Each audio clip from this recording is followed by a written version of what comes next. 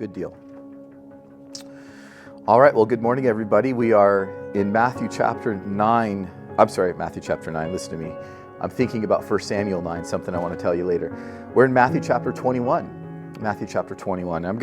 I'd like to talk through something with you that, for those that are just listening online, they'll have to visualize. I drew something on the board here, though, if you want to look at, just draw your attention real quickly.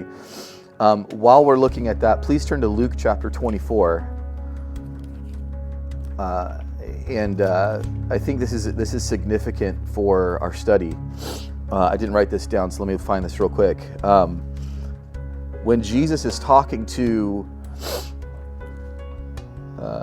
one quick second, let me find this so I can think and talk at the same time. When Jesus is talking to the two men on the road to Emmaus, hang on one second. Quickly. Okay, verse 27. When Jesus is talking to the two men at Emmaus, he opens up the Bible and he reveals himself to them. And it says in verse number 27, and beginning at Moses. Now that is a reference to the first 5 books of the Old Testament. When it says beginning at Moses, it doesn't mean his birth in Exodus. It means the Pentateuch, the first 5 books.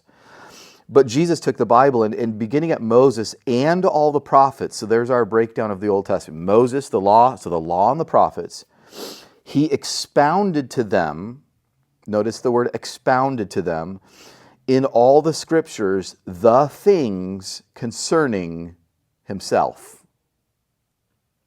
No other pastor, no other preacher can do that.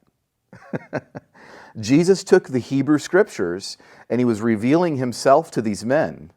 And he went to the law and the prophets, and he used all of that material to reveal himself. So why are all these weird stories in the Old Testament? Well, let's think through this for a second. Now, for those of you who are in the room with me, I'll point to the board real quick. What I have on the board for those that are watching is I have a timeline of the Bible. You'll notice that the Old Testament, now this is so significant to try and get your mind wrapped around this. The Old Testament covers a 4,000-year period. So we have from creation all the way leading up to about 400 years before the cross, right? The end of Malachi. It covers 4,000 years. But when we get to the New Testament only covers about 40 years. So the Old Testament covers 100 times more time than the New Testament. So the New Testament is 1/100th of the time.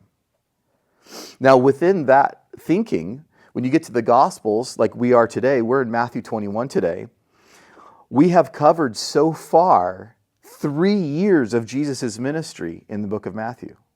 And you might be thinking to yourself, but I thought it was only 3 years. Yeah, it was. We have 8 chapters to go, and we're in the final week of his life right now in Matthew 21. So from Matthew 21 to Matthew 28, it covers 1 week.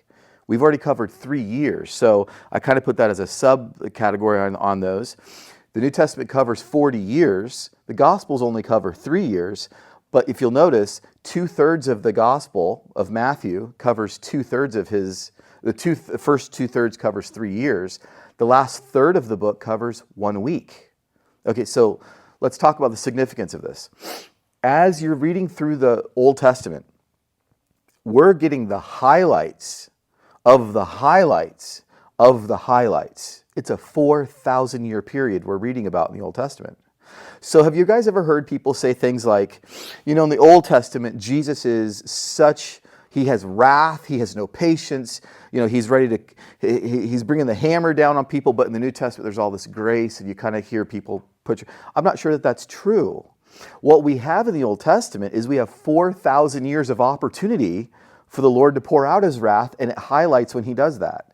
We still see in the New Testament things like Ananias and Sapphira. We still see things like the Lord proclaiming. We're going to see this at the end of Matthew 21. We won't get to it today. But we see at the end of Matthew 21, the Lord proclaiming judgment on Israel. The difference is you have 4,000 years to choose from God's judgment and 40 years. So let's put this in perspective. Why are we saying all these numbers? Suppose you came to my house And I wanted to show you the most important video in the world. And I said, I'm going to show you a video. You're going to come in my living room. We're going to pop some popcorn. And we're going to watch the most important movie you've ever seen. I'm going to show you the most important story, okay? And we get there. And I say, that's a pretty long movie, so get comfortable. But I want to show you the most important movie in the history of the world. You go, okay. So you're sitting there, and I say, okay, everybody ready? The lights are perfect. Lights are dim. And we hit play. And as soon as I hit play, I immediately hit fast forward. It's going, and you go, why are we not playing? I go, just get the gist. Just look at the main characters, just get the gist. And it's in fast forward. You're going, I'm not getting everything. It's okay, just get the gist of it. And then all of a sudden, the main character comes on. About 2/3 through the movie, because that's about where the New Testament. The main character comes on, and I push play. Now we're finally just pushing play. The time slows down to play. And I said, that's the point of the whole movie, that guy right there. That's the main character. So all the stuff you kind of picked up on that were kind of fuzzy, that were quick without audio, it's all talking about that guy. He finally comes in the movie 2/3 in. And you watch it for a little bit, and then we get to the last week of his life, and I hit slow motion. And now you're seeing every movement so slow. That's how the Bible's written. So if you have any detail at all of the first 4,000 years that are pointing forward to the main character, it is the highlight of a highlight of a highlight. It is the cream of the crop pointing to the main character. That's how the Old Testament's written. A lot of times we view it as having all things equal weight with time. But really it's written in more of the terms of 100 times more time being covered than in the New Testament. It's 1/100th. And within that system of 1/100th, only the book of Acts really goes through all 40 years. The Gospels only go through 3 of them. And the first 2/3 go through the 3 years, and the last 1/3 goes through 1 week. So we find ourselves this morning in Matthew 21. So we are entering into the final week of Christ's life, and slow motion just got hit on the remote control this morning. Does that make sense? So what we're going to cover this morning, please don't think that means we're going to take forever to, oh no, slow motion, oh, we're never going to finish this series. That's not what I mean, although this morning it will feel a little bit like that because we're going to be in only in verses 1 through 11 this morning. And here's the simple breakdown of this chapter. It's super significant. Every chapter here on out is going to be very, very significant. But here's the simplified outline for this morning. The triumphal entry, we so call it, is when Christ is going to go into Jerusalem, and he's going to enter into Jerusalem in triumph. He's going to be shown as the Messiah. And this is all we're going to cover this morning in just verses 1 through 11. Just so you know where we're going, right after this time period in verses 12 through 17 is Jesus cleansing the temple. Right after that, we get to the story of the withered fig tree. Then Jesus' authority will be questioned. Then we have 2 parables to end this chapter, one of the 2 sons and one of the wicked vine dressers. We'll get to all that. This morning, all we're going to cover is just verses 1 through 11 in the triumphal entry, because there's a lot here, okay? Let's go ahead and, this is what I'd like to do this morning, is I'd like to go ahead and read our passage in its entirety, and then we'll come back and make some comments and go back through. Here is from your handout. Let's talk about our author's flow of thought for a moment. Well, first of all, let's remember that there were no chapter and verse breakdowns in the original text. So when you see chapter 21, chapter 22, this is added much later. Originally, this is written without any breaks. Those breaks are there for our benefit. I'm not opposed to them. But remember, when you're reading this is all one cohesive story. So let's remember that Matthew ended the last chapter recording Jesus' prophetic words about his own death and resurrection. Remember, we mentioned that last chapter, that there was 3 times that Christ had mentioned about his death, burial, and resurrection. So we're leaving that thinking. And then he's been making his way, if you remember, he's been making his way from the region of Galilee going south to Jerusalem. And this is in preparation for the Passover, in which Jesus himself is the Lamb. And so they're making their way south to Jerusalem. In this chapter that we're reading, he has now arrived in Jerusalem. Look back with me, if you would, in Matthew chapter 20, just as a way of reminder. Let me show you where they last were in the last couple verses of chapter 20. The last couple verses of chapter 20, if you go ahead and look, let's see here. They were in Jericho. See if I can show you that real quickly. Anybody see that? 29? Thank you. Now as they went out of Jericho, a great multitude followed him. And then the story concludes. Now in chapter 21, it says, now when they drew near to Jerusalem. So they've traveled now in those few verses about 15 miles. Well, more accurately, probably about 14, because Jesus stops about a mile short. For the last leg of this thing, he's going to be on a colt, a young donkey. So they've traveled about 14 miles to this point. They're about to enter into Jerusalem. The elevation of that is about 3,000 feet. So as they're traveling, they've gone about 14 miles, about 3,000 feet in elevation. And that's where our story continues here. We're now, in light of what we're teaching on the board here, we're about to hit slow motion on our story. This is the first time in the Gospels. Now we're in the last week of his life, and we still have Matthew 21 all the way through Matthew 28. And we are now in the most significant part of the story. Okay, let's go ahead and read through our passage and we'll break it down. Now when they drew near to Jerusalem and came to Bethphage at the Mount of Olives, and Jesus sent 2 disciples, saying to them, go into the village opposite you, and immediately you will find a donkey tied and a colt with her. Loose them and bring them to me. If anyone says anything to you, you shall say, the Lord has need of them, and immediately he will send them. All this was done that it might be fulfilled which was spoken by the prophet, saying, this is the prophet Zechariah, tell the daughter of Zion, behold, your king is coming to you, lowly and sitting on a donkey, a colt, the foal of a donkey. Notice there's 2 separate ones there. Verse 6, so the disciples went and did as Jesus commanded them. They brought the donkey and the colt, laid their clothes on them, and set him on them, that is, on their clothes. And a very great multitude spread their clothes on the road. Others cut down branches from the trees and spread them on the road. Then the multitudes who went before and those who followed cried out, saying, Hosanna to the Son of David. Blessed is he who comes in the name of the Lord. Hosanna in the highest. And when he had come into Jerusalem, all the city was moved, saying, who is this?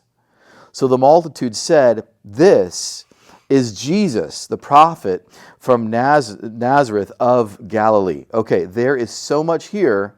We're going to spend the rest of our time just unpacking this amazing beginning to chapter 21. First of all, let's go ahead and look at our handout. This idea of, it says in verse number 1, that they came and they drew near to Bethphage. Now this word right here, you might recognize the beginning of that. That's the word house in Hebrew. Remember Bet, if you remember our Hebrew study, Bet means house. Remember that? And so if Bet means house, you have things like Bethlehem, house of bread and so forth. Well, you see that first word Bet. So that you're going to see a lot of bets or Beths in Hebrew. And just remember, that means house. So house of something. But the phage part of this has the idea of a green fig or an untimely fig. So very interestingly, as Jesus is drawing near to Jerusalem to be the Passover lamb, you can see the imagery just jump off the page here. Jesus, as the great fruit inspector, as we've seen all the way from the Garden of Eden, is now going to Jerusalem to be the Passover lamb, and he's also the fruit inspector. He comes to a city that literally means the house of not ready yet figs. Why? Because in Jerusalem, he's going to do an inspection here. Right after we're done with this in verses 1 through 11, we're going to go right into, if you look on your handout, the very next part of this thing, verses 12 through 17 is what? Jesus cleansing the temple. Because he's going to inspect the temple and clean it out, following what the high priests were supposed to do in the Old Testament when they were preparing for Passover. So he's at the house of not ready yet fruit, untimely figs. Significant. He's at the Mount of Olives. Olives. This idea of olives is a production. So the Mount of Olives is producing, And he stops on his way to Jerusalem in a place that's called not ready yet figs, untimely figs, green figs. But he stops at the Mount of Olives, which is production, which is actually where I think he's crucified. So there's a lot in that first verse, isn't there? It's like, wow, what in the world? There's all this information. Now, let's go ahead and remind ourselves this is verse 19 of this same chapter. So jump to same chapter, verse 19. This is going to happen. We'll probably catch this next week, Lord willing. Remember, and seeing a fig tree by the road, he came to it and found nothing on it but leaves. And he said to it, let no fruit grow on you ever again. Immediately, the fig tree also withered away. This was a picture of Israel. Jesus came into Jerusalem. He's the great fruit inspector. He's there to see the fruit produced, that he's already put a hedge of protection around Israel. This great wine press is there ready to make wine. This is the imagery of in the Old Testament of Israel. He's put a hedge of protection around the vineyard. He's hired employees. He's paid them well. And there's no great production. They've only produced some wild grapes, some sour grapes, that's not usable for wine. And so he comes to Jerusalem and he sees a fig tree for the great fruit inspector, and there's no fruit to be found. So he curses the tree and it withers away, never to grow again. This is an imagery of Israel. So that's good. That's coming. So he goes to Bethphage and the Mount of Olives on his way to Jerusalem. All this imagery ties in. Isn't that amazing? Look at verses 2 and 3 together. Saying to them, go into the village opposite you. Now he's talking to his disciples. And immediately you will find a donkey tied and a colt with her. These are two separate animals now. So we're talking about, and I at first was going to get into Greek in this because the Greek actually starts to tell you about what gender these are. This is very simply what this is saying, is that you're going to go find a mother and her male young colt. So you have an older mother donkey and a younger donkey that is 4 years of age or younger. So still growing and still being broken in, a wild, if you can say, untamed younger colt. He says those two you're going to go find. So he says, go into the village opposite you and immediately you will find, this is the mother and the colt with her. And so what I want you to do is loose them and bring them to me. Well, that sounds like theft, right? I mean, if he's saying, here's the deal. I want you to go find, on the corner, you're going to go find, a brand new Honda and a brand new Ford. I want you just to start those up and just drive them on over. It's like, are we okay to do that? Just loose them and bring them? Okay, so questions, right? Verse 3, he says, oh, okay, and if anyone says anything to you, okay, Lord's given us some provision here. Here's what I want you to say, the Lord has need of them. Oh, okay, so they're just going to be cool with that? Like, okay. And he says, and immediately he will send them. Okay, so it sounds like the Lord's already working in this. Now, here's some interesting things here, okay?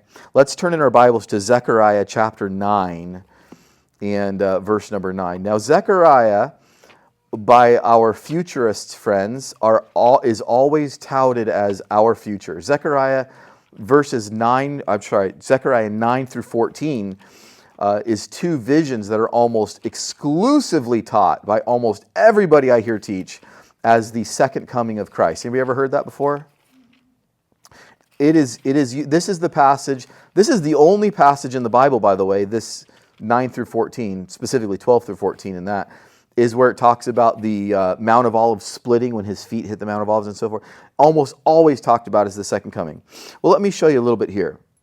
Zechariah chapter 9 is a prophecy of the word of the Lord. You find this in verse 1, against the land of Hadrach and Damascus. Now, when you see the Lord's judgment on them, in verse number 9, there's some encouragement given to Israel that they will not always be in a time period of war like this. And in Zechariah 9:9, it says this, rejoice greatly, O daughter of Zion. Now that is a Hebrew way of talking.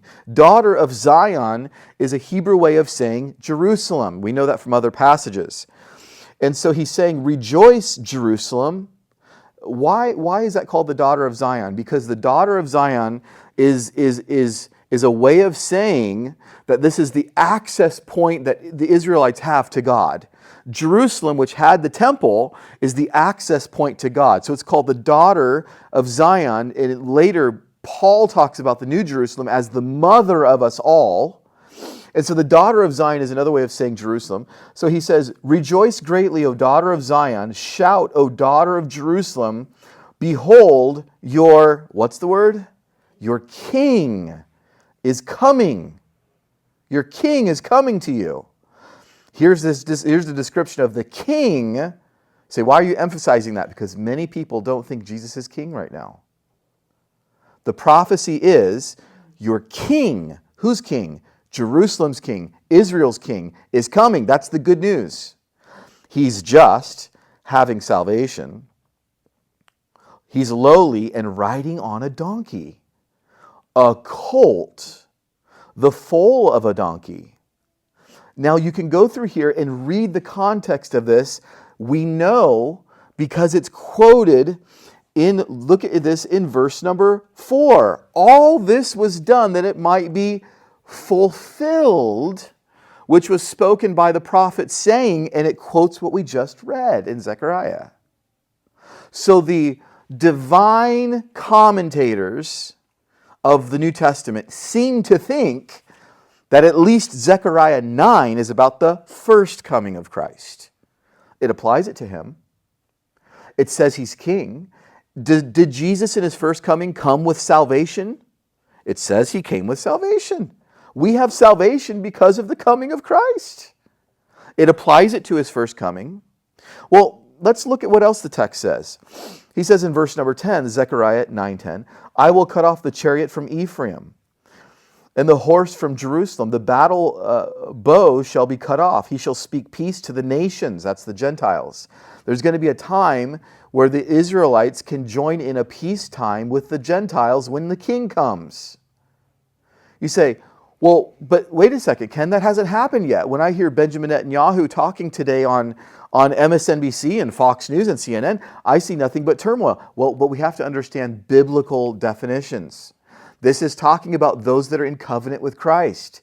Did you know this morning, those that are in covenant with Christ, that are part of the promises given to Israel, that are in covenant, that are his people, did you know that it doesn't matter if you're from Nebraska or Tel Aviv or someplace in the Palestinian region? Did you know they all love each other? A Palestinian man who's saved this morning loves a man who's a Jewish man that's in Tel Aviv this morning who loves Jesus. They love each other. Why? Because they're in the same family. They're both given a new heart in Christ. And you know who loves both of them? Someone who's born in Nebraska, like I said, or China or Canada. I have a love for my Palestinian brothers and sisters who are in Christ, just like I have a love for my brothers and sisters who are born in Tel Aviv who are in Christ. They're given a new heart and we're in the same family. Jesus has come to bring peace to the world. It only applies if you're in him, though. So you can't apply people that are outside of the covenant of Christ and say, well, this prophecy hasn't come true. No, Jesus has brought peace to the Gentile world, along with Israel. But you got to be in him. You got to be in covenant with him. He says in verse 11, as for you also, because of the blood of your covenant, I will set your prisoners free from the waterless pit. Return to the stronghold, you prisoners of hope. Even today I declare that I will restore double to you. You can read on through here. It's a description of the kingdom started by Jesus in his first coming. You say, okay, well, that's chapter 9, and the New Testament writers apply it to the first coming. But what else? Okay, let me show you a couple of others while we're on the topic. Zechariah 11:13, just to your right. Zechariah 11:13. This is the prophecy. And the Lord said to me, throw it to the potter, that princely price they set on me. So I took the 30 pieces of silver and threw them into the house of the Lord for the potter. Hold your place there because we're going to come right back, but jump over to Matthew chapter 27. Let me show you the fulfillment of this in Matthew chapter 27.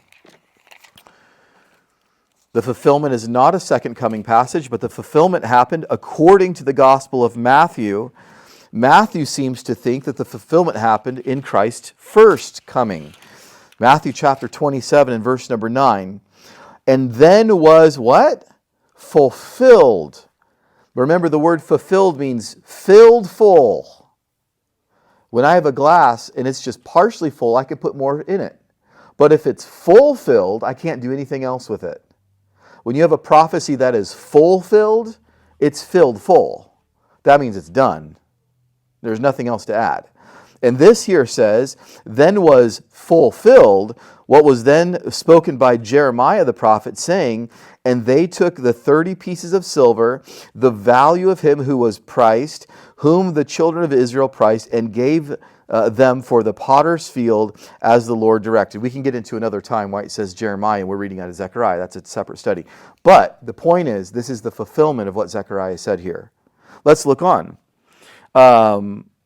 Look, if you would, in Zechariah chapter 12 and verse number 10. 12:10.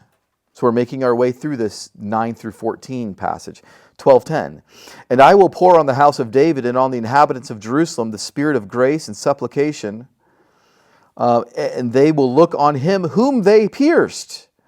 Yes, they will mourn for him as one who mourns for his only son, and grieve for him as the one who grieves a firstborn. Look, if you would, in John chapter 19. Hold your place in Zechariah. We'll come right back. I know. Got to get your finger exercises in this morning and stretch them fingers a little bit. John chapter 19. John chapter 19 and verse number 37.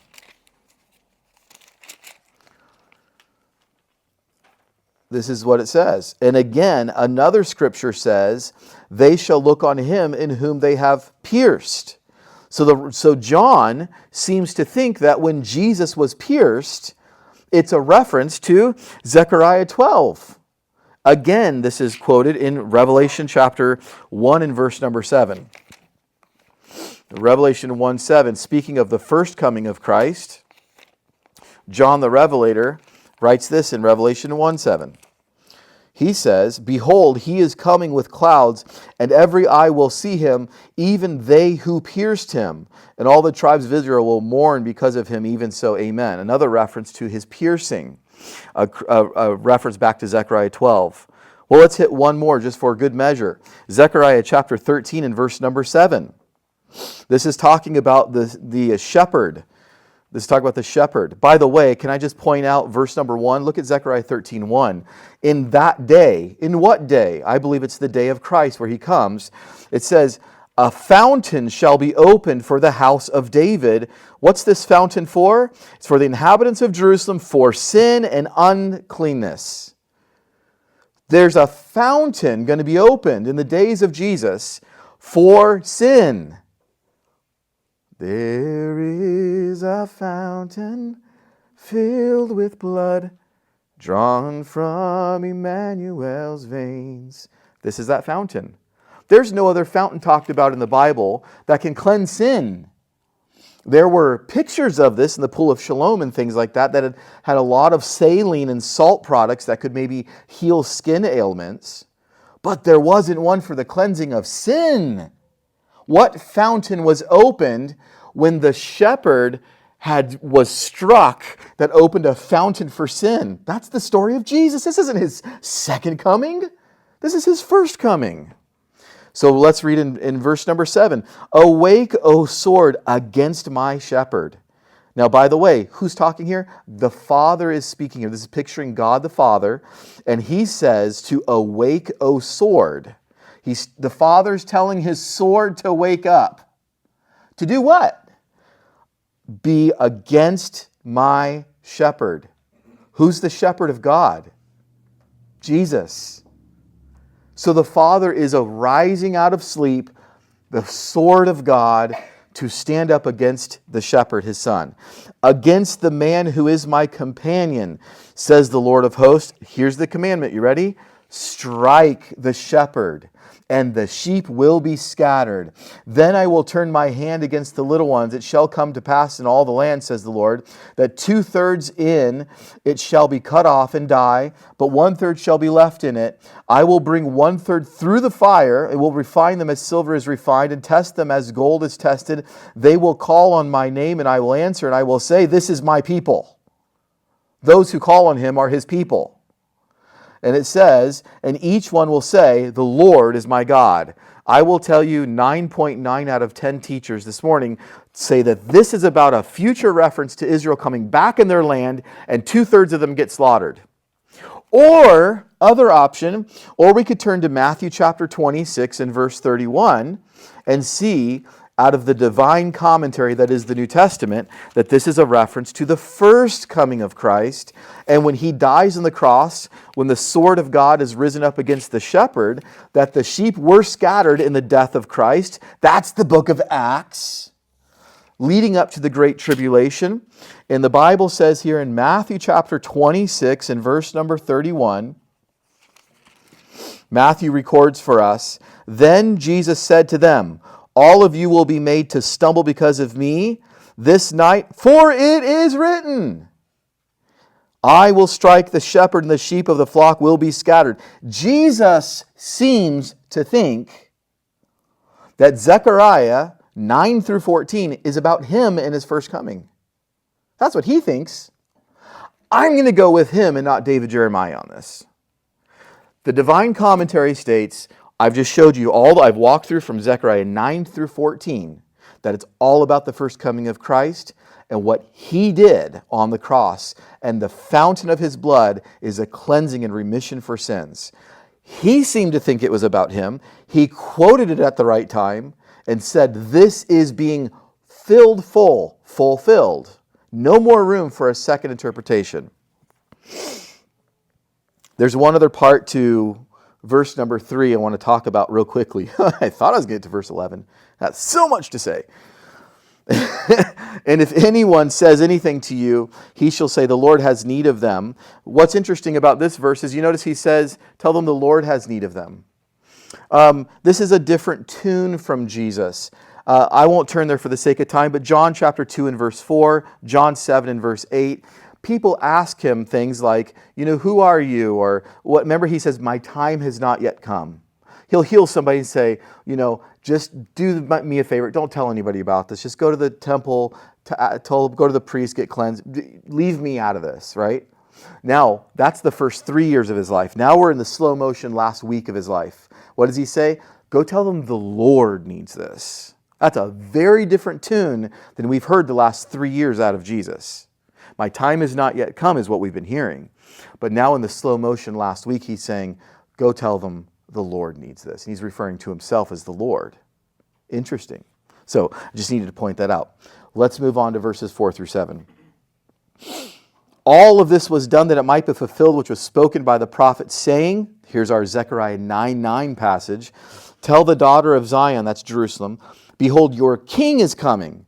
Did Jesus come as king? Yes, he did. Where does the Bible say that? Well, about all over the place. But here's one you can remember. Zechariah 9:9, Matthew 21:5. Your king is coming. How's he coming? He's going to come to you lowly, sitting on a donkey, a colt, and it says, the foal of a donkey. Now, here's two different animals. I don't know why I never really picked up on that. I always kind of thought they brought a donkey to him, and there it is. Let's finish these up. 6 says, so the disciples went and did as Jesus commanded them. They went and stole these two animals. They brought the donkey and the colt, laid their clothes on them, and set him on them, that is, on their clothes. A lot of people try to make that say he's sitting on two donkeys at once. The them there, the last them there is a reference to the clothing. It is possible perhaps he rode one and then transferred, but I don't know that you need to say he rode both at the same time on this. I think that is reading into the text a little bit, in my opinion. Now, if you look at your handout here, you have a lot of notes on verses 4 through 7. I'm going to do the best I can here. First of all, they've been walking for 14 miles, like I already said. Jesus doesn't need this ride into the last mile because he was tired. Just thought I'd point that out. He's not saying, oh, the 15th mile is just too hard. No. So why is he doing this? What Jesus is doing here is he's doing something called an acted parable. This has kind of been dubbed the term acted parable. He's acting out something. And in fact, a lot of the Old Testament is done this way. It's done in a theatrical sense to act out something. And Jesus is certainly acting something out. I don't have a picture of it this morning. I assume you can find this on your own. But just as a reminder, a donkey is the only animal that I'm aware of that has a perfect cross on their back. If you look at a bird's eye view of a donkey and look down, it has a cross on its back. And I'm as city comes. So I can tell you this. It wasn't until we moved out to Webster, and I remember our backyard there at Webster, we had a couple donkeys, and they would go so fast, and they were impressive how quick they were. And sometimes they were running around, and they were doing their bray real loud, and I'm like, wow, we are not in the city anymore. But they would come over and just stare at us and put their big goofy looking head through the fence and just look at me. So I started going over and talking to them and petting them and stuff, and they were so much more pleasant than the horses. The horses would walk away. You could never really, you're begging for their attention, and they're like, whatever. But the donkeys would just follow you. They're there. They're locked in. And I looked down. I was like, wow, that's an interesting marking. The other one has it. And I think Sarah is the one that finally came over and said, yeah, donkeys have a cross on their back. And I'm like, how have I never heard that? So if you're as city as me, maybe you didn't know that. I feel like I might have been the last person on the planet to learn that. But donkeys have a cross on their back. Now, I don't think that's by accident at all. Jesus was acting out a parable. Jesus is the servant king. You would expect a military king. You expect a military king to come on a large white stallion of a horse, maybe a Clydesdale kind of idea. What's that other one that's big, John? A Paragon, whatever it's called. That other really big one. There's these huge horses, but yeah, we were at the stables that one time, and we saw there's the Clydesdale, and there's another one that starts with a P. But you'd expect Jesus to come on one of those, not a donkey. He was getting on the donkey to show donkeys in the Bible symbolize peace and patience, and Jesus certainly was on there to do this acted parable. Here's something I want to show you that's very, very fascinating and very important. Genesis chapter 49. Genesis 49. Let's add some detail onto this on a story that I know you're familiar with, but let's look at it with fresh eyes this morning and see if you can catch. Here's my question to you this morning. Why two donkeys? Why a mother? Why a young colt? This isn't by accident. Jesus said, go get these two. I want you to get a mother donkey and a small colt, and I'm going to ride the small one. Okay? What's going on here? Let's see if you can catch it. In a very familiar passage, I was blown away when I saw this, and I was very excited to show you this. Genesis chapter 49, and look if you would, as we reference this often. I refer to this, I heard this called this when I was in college, the judgment seat of Jacob. Remember, Jacob is dying. He's on his deathbed, and Jacob is bringing in his sons. Remember who Jacob is. His name gets changed to Israel. So Jacob, his 12 sons are the 12 tribes of Israel. They turn into the 12 tribes. He has his 12 sons come in one at a time, and he blesses them very uniquely. We get to the line of Jesus. The line of Jesus is Judah. Verse number 8, he says to Judah, Judah, you are he whom your brothers shall praise. Now, of course, he's talking about, in the immediate context, Judah's probably looking behind him, his brothers are going, you're a dork, why would we praise you? You know how brothers talk. I can't imagine if my dad was talking to, I have two brothers, so us three, if my dad was talking to one of us and said, Ken, Alex and John are going to praise you. They'd look at me and go, never. It's just your brothers. So this isn't really talking about Judah and his immediate brothers. This is talking about their future lineage. Judah, you are he whom your brothers shall praise. Your hand shall be on the neck of your enemies. This kind of goes with Zechariah 9, doesn't it? Your father's children shall bow down before you. Wait, your father's children shall bow down before you. That is saying his kids' lineage. So the other tribes are going to somehow worship the tribe of Judah. Now here's what it says. Judah is a lion's whelp. For from the prey, my son, you have gone up. That means a lion's cub, or Judah, let me tell you what you are. You are just a little baby lion. And when it's just like in Lion King when Simba is the baby and they're trying to teach Simba to growl. And, do that growl. He goes, wow. And they're like, we'll work on it. This is that Judah is he's just a little lion's whelp. But your hand shall be on the neck of your enemies. Your father's children shall bow down before you. Verse 9, Judah is a lion's whelp. From the prey, my son, you have gone up. He bows down, he lies down as a lion. And as a lion, by the way, who shall rouse him? Oh, Judah, you're going to grow. And when you grow, ain't nobody going to mess with you.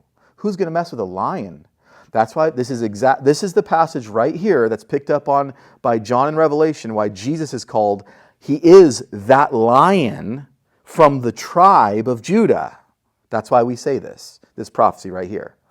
Look at verse number 10. The scepter, that is the ruling staff or the key of a king, the scepter shall not depart from Judah, nor a lawgiver from between his feet. That's where you'd set your scepter when you're sitting on the throne. Until Shiloh comes. That's a reference to Jesus. And to him, now we're talking of Shiloh, we're talking Jesus now, and to him shall be the obedience of the people. That is, can I say, in context, those that are in covenant with him will be obedient to him. All the promises always flow through those that are in covenant with God.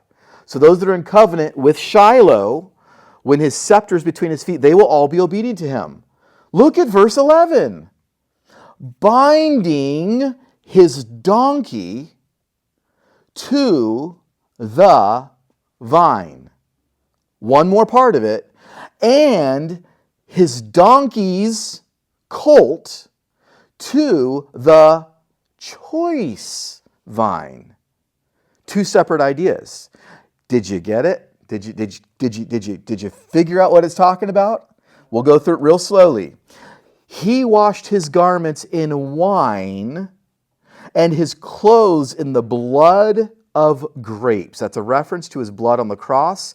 If he is not going to be able to get fruit out of the fig tree, if Israel's not going to produce any grapes to give me wine, then I will send myself as the perfect grape. Jesus is the fruit that God's been expecting from Israel. And I will press my own grape in the wine press of the fierceness of my wrath. And in his fine linen of righteousness, it will be stained red with his own blood. As Jesus is giving himself as the sacrificial lamb for Passover, and the desire of the Father to have fruit from Israel will finally be a reality. One more part. His eyes are darker than wine and his teeth whiter than milk. That is to say, what he sees and what he consumes. This is referenced heavily in Revelation. So if you want more information on that, look up our Revelation study. We unpack this a lot. But let's go back to 11 because we need to understand this.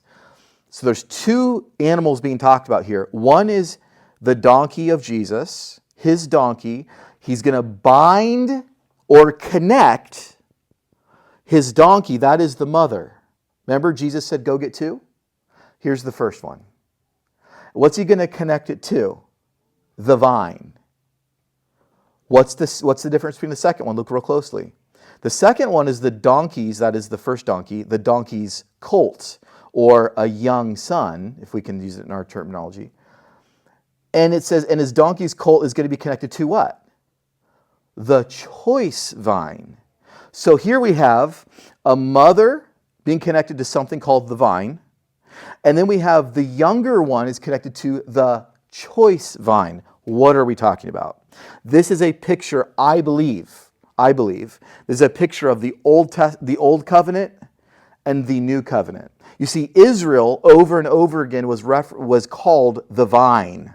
The vine. Let me show you some examples here. Turn to Psalm 80 verses 7 and 8. Psalm 80, 7 and 8.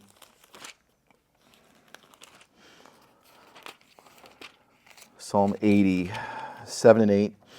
Restore us, O God of hosts, cause your face to shine, and we shall be saved. You have brought a vine out of Egypt. You see that? You have cast out the nations and planted it. You prepared room for it, that is the vine. On your handout, that should say Psalm 88 and 9. Sorry about that. One more. So we could go on. I could give you more other examples. But Israel is called the vine or a vine over and over again. Now, this is significant because turn over to John chapter 15, as you probably know where I'm going with this. John chapter 15 and verse number 1. Israel is called a vine. Israel is called the vine. But what does Jesus say in John 15, verse 1? Jesus says to his disciples, I am the what? True vine.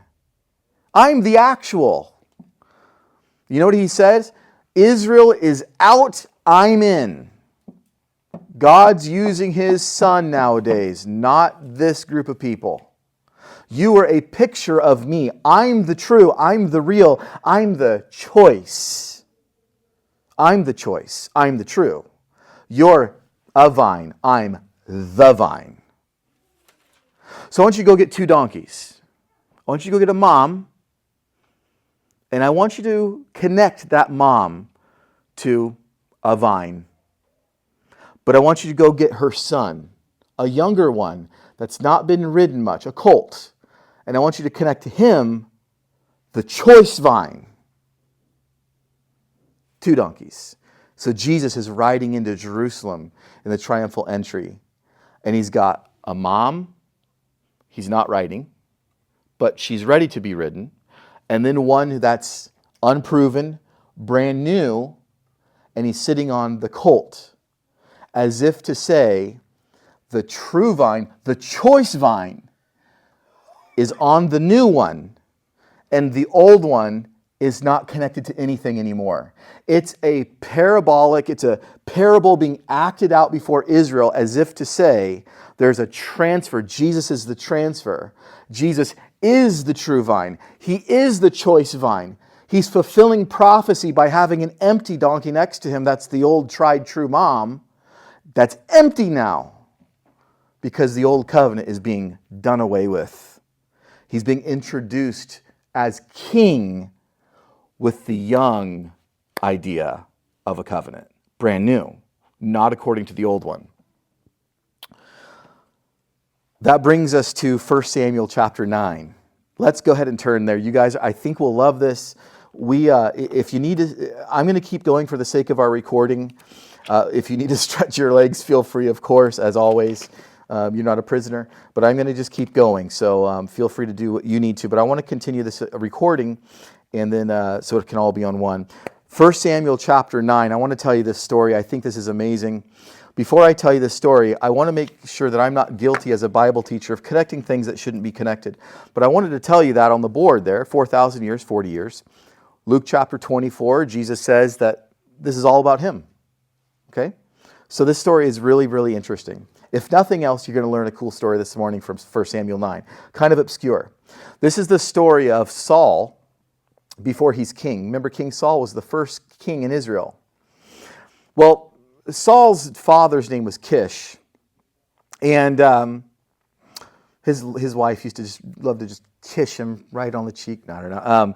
Just a funny name. It sounds like Sean Connery, kiss me, something. But so Kish comes to Saul. He says, "Hey, I lost my donkeys, and I need you to go find them. So bring my servants and go find my donkeys." So Saul. It says in that Saul's taller than everybody, Saul's more handsome than everybody, he's stronger than everybody, and so that's just some background on his physical characteristics, and he's out to go find his dad's donkeys. So then he goes and he goes and he gets tired. He's 3 days into this thing, and he's about to turn back. And his servant says, "Hey, we're in this familiar city called Zuph, and I think there's some kind of a prophet that lives here. Let's go see him." So that's kind of what's going on in the story. Okay, so let me just read. I'm just going to read a long narrative to you. That won't take too long, but just follow this like you would a story, and it's very fascinating. I'll make some points here. There was a man of the Benjamin whose name was Kish, the son of Abiel, the son of Zorar, the son of Bachrath, the son of Aphiah, a Benjamite, a mighty man of power. He had a choice and handsome son whose name was Saul. There was not a more handsome person than he among the children of Israel. From his shoulders upward, he was taller than any of the people. So he stood out. Now the donkeys of Kish, Saul's father, were lost. And Kish said to his son Saul, "Please take one of the servants with you. Arise and go and look for the donkeys." So he passed through the mountains of Ephraim and through the land of Shalisha. but they did not find them. Then they passed through the land of Shalem, and they were not there. Then he passed through the land of Benjamites, but they did not find them. When they came to the land of Zuph, Saul said to his servants who was with him, "Come, let us return, lest my father cease caring about the donkeys and become worried about us." And he said to him, "Look now, there is a city, a man of God. He is an honorable man, and all that he says surely comes to pass. So let us go there. Perhaps he can show us the way that we should go." So Saul's ready to turn back. Saul's ready to go back home. He says, "Guys, it's been 3 days. We're not finding these donkeys. We've looked everywhere. We're going up for the mountains of Ephraim. Can't find these donkeys anywhere. By the way, my dad's probably absolutely worried about us right now. We're gone 3 days for donkeys. He's more worried about us probably now than the donkeys. Let's go back." One of his servants has the insight and says, "I don't think we should turn back. We're in a place called Zuph." Now, for the sake of time, I won't turn there. But if you look to 1 Samuel chapter 1, verse 1, you will get a genealogy and realize that Zuph is the great-great-great-grandfather of Samuel. So this servant recognizes the word Zuph and says, "There's a prophet here." He knows the family. And he goes, "We're in Zuph. There's a prophet here. And by the way, whatever this guy says happens." Maybe, isn't this kind of funny? Because Saul doesn't know who Samuel is yet. This is all before Saul even is king. He's like, "We're in Zuph. There's a guy here. Let's not turn back.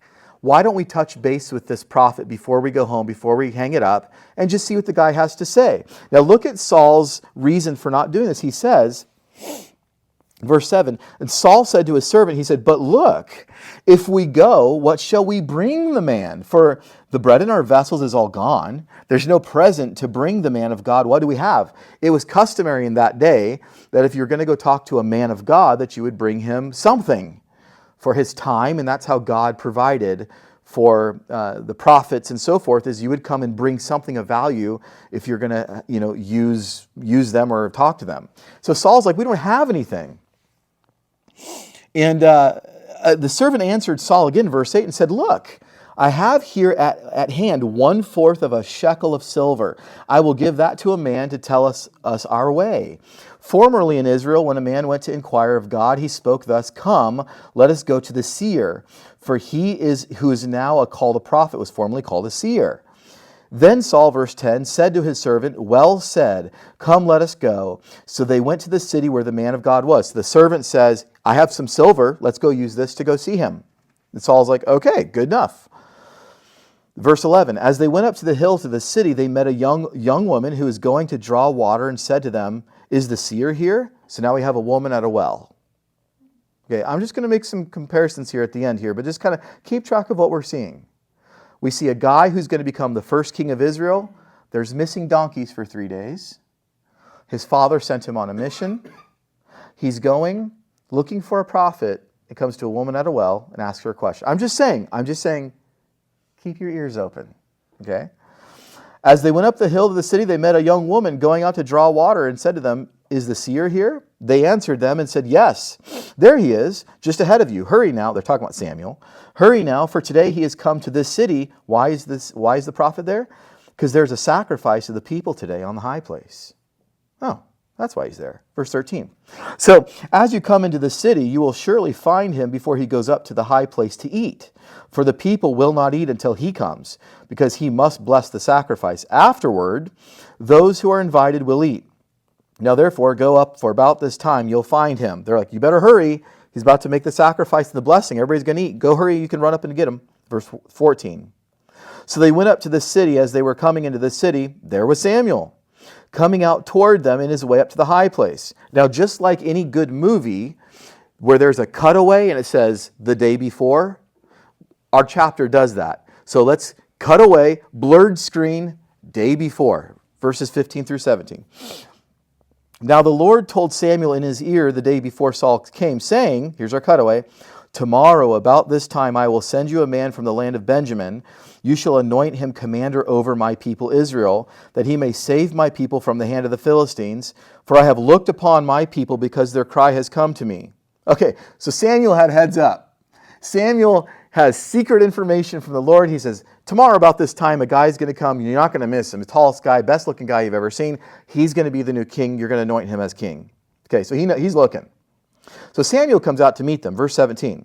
So when Samuel saw Saul, the Lord said to him, "There he is, the man who I spake to you. This one shall reign over my people." Then Saul drew near to Samuel in the gate and said, "Please tell me where the seer's house is." Of course, he's talking to Samuel. Now, let's pause for a moment. Why is Saul going there? He's looking for his dad's donkeys. He's about to be anointed king. Talk about being blindsided. "Oh yeah, actually I'm that prophet. How can I help you?" "I'm looking for these donkeys." "Hey, great. Let's table that for a moment. You are going to be king of Israel." I'm sorry? That's what's happening. Verse 18, then Saul drew near to Samuel in the gate and said, "Please tell me where is the seer's house?" Samuel answered Saul and said, "I am the seer. Go up before me to the high place, for you shall eat with me today. Tomorrow I will let you go, and I will tell you all that is in your heart. But as for your donkeys, they were lost how long, guys? 3 days. Do not be anxious about them, for they have been found. And on whom is all the desire of Israel? Is it not on you and on all your father's house?" Now we're talking about a father's house. Verse 21. You can imagine Saul is taken back. "Hey, buddy, don't worry about the donkeys. They're already found. But I'll tell you what else. You're going to eat with me." When we were preparing all this food, we set aside the very best of the best of the best, and it's for you, my friend. You're going to eat with me. Don't worry about anything. I got everything. The donkeys are found. I want to tell you about some things that are going on in Israel. You're going to be interested to hear. What? Saul says in verse 21, Am I not a Benjamite of the smallest tribes of Israel? In other words, I'm insignificant. My family is the least of all the families of the tribe of Benjamin. I'm of a small tribe, and we're of the smallest family of that tribe. Why then do you speak to me like this? Now Samuel took Saul and his servant and brought them into the hall, had them sit in the place of honor among those who were invited. There were about 30 persons. Samuel said to the cook, "Bring the portion which I gave you, which I said to you, set it apart," which, by the way, that is a good definition of holiness, set apart.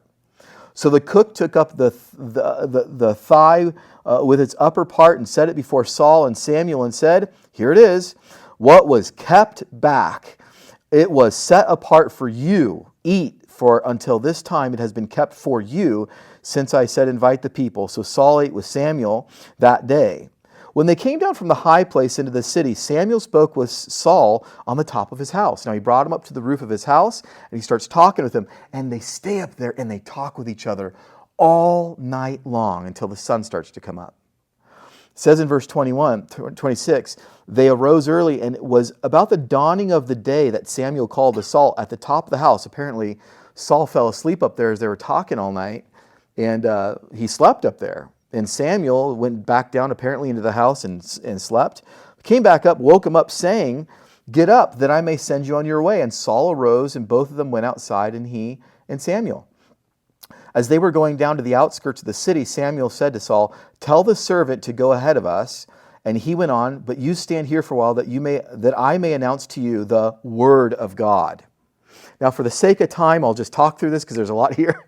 But in the next chapter, you're going to find that Samuel tells Saul, "Go out of the city, go find this person by Rachel's tomb. They're going to have your dad's donkeys." Ooh, very similar to what Jesus said. Go outside of the village, you're going to find 2 of these donkeys. Now, how do we connect all this? Let me just give you, I don't want to be guilty of reading into anything, but I just know when I read this week, I was like, way too many connections here to not mean anything. But let me just give you interesting connections between 1 Samuel 9 and Christ. First one, the most obvious one, it's the record of the first king of Israel and the last king of Israel. So the first king of Israel is looking for his father's donkeys. Donkeys are a biblical picture of peace and patience. Saul never did find those donkeys. Somebody else found them. I think that's significant. Secondly, they were both sent on a mission from their father. The difference is Jesus came riding the donkey. Saul never did find the donkey. What I think is happening here, if I could, my opinion, is that it seems like the biblical picture of peace, Jesus had already subdued peace. Why the young colt that had never been ridden? Why the brand new one? Jesus subdued him riding in to Jerusalem. Jesus had already subdued him riding in on the colt. Saul never did find him. Saul didn't come as the King of Kings and the Prince of Peace. Jesus did. Saul was ordained by God, but was still looking for these donkeys. It's such a strange story. Also, of course, the donkeys are a huge similarity here, which is a biblical portrait of peace and patience. Also, woman at the well out of nowhere. It seems like there's always a woman at the well with something significant. You look at the story of Rachel, you look at the story of Jesus. Now, here's a story. Whenever there is think of it this way. If you're watching a movie and you see a woman at the well drawing something, and about the third time you see that, you realize there's a major transitioning happening in the movie. The woman at the well is kind of just one of those indicator markers that there's a transition happening in Israel. And all of a sudden, there's a woman drawing water. It's just one of those things that are there. By the way, here's another thing. They used silver for access to God's prophet. In the story of Saul, it was used because they respected Samuel. And the silver flowed the right direction. It went from them to the prophet. In the story of Jesus, the silver flows the other way. It goes from the hand of the Pharisees to Judas, who betrays Jesus, but there's still a transaction of silver for access to the prophet. But it's the opposite when it comes to Jesus. So Jesus has access to the peace, but doesn't get the benefit of the silver. It's swapped. Then you have the knowledge of the kingdom. In the following, if we read more of 1 Samuel 10, the first 10 verses or so, you really understand there's a knowledge of the kingdom given to Saul. That here's what's going on. And by the way, he also is given the Spirit of the Lord after he's anointed in the first couple verses there. All these connections with 1 Samuel 9 and Jesus. I think what this is saying is, I think what the Lord is saying here and tying together is, when we first started the idea of a king coming to Israel, it was an incomplete idea. You guys wanted it to be a monarchy. I wanted it to be a theocracy. But you insisted on a king. You're only going to get partial blessings from me. But when Jesus came in, he already had all of the blessings from God built into his kingship. He wasn't looking for anything. It was a complete revelation from God. And Jesus had everything that Saul didn't have. So you have the first king and the last king. We are almost through. We'll go quick here. This is an act of welcoming a king. They had a very great multitude spread their clothes on the road. Others cut down branches from trees, spread them before the road. This is an act of kingship. If you look up 2 Kings 9:13, you'll see that. They did this to honor Jehu. The theming also of the branches is relevant to the garden theme. Here, we'll probably pick this up next time because we're out of time. There's a lot here still. But the multitudes went out before. They cried out, Hosanna, that means save us. To the Son of David, blessed is he who comes in the name of the Lord. Hosanna in the highest. I'll just say it quickly. We'll develop it next time for the sake of time. But they are quoting here Psalm 118. It's part of the Hallel, or the praise psalms, from 113 to 118. This is the final psalm, Psalm 118, that they would sing during Passover. It means, Hosanna means to save us. Of course, the Son of David is mentioned in Matthew 1:1 from Jesus. We'll go slower here on this part next time. But there's confusion still. When he had come into Jerusalem, all the city was moved, saying, who is this? So the multitude said, this is Jesus, the prophet of Nazareth. Jesus had already prophesied this in Matthew 17:22 and 23, that he would come and die for the people and be resurrected. But we'll unpack the last little bit for the sake of time when we get together next time. We'll put a little pin in it right there.